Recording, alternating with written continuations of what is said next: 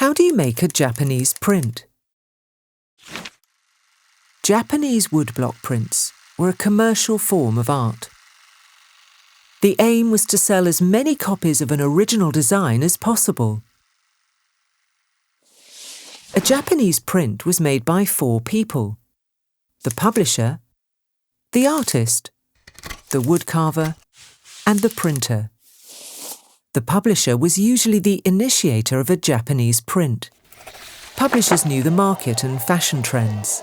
They would sometimes commission a single print of a famous actor, and sometimes of a whole series on a particular theme, such as Mount Fuji. The artist sketched the subject on paper. The design had to be approved by the publisher and by the government censor, as some subjects were forbidden. After approval, the drawing was traced onto thin paper.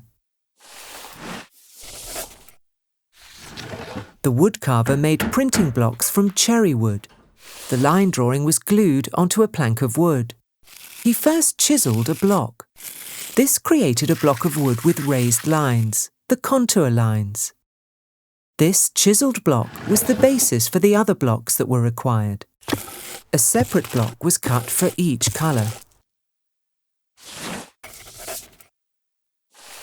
The printer applied the ink to the blocks. He placed the paper on top of the block and rubbed it with a baron. The printer pressed the different blocks one after the other against the paper. A notch had been made on each block in exactly the same place so that the paper was aligned. This meant the colour stayed neatly within the lines. The final print run was determined by the success of the design. Sometimes thousands of copies were made of very popular designs.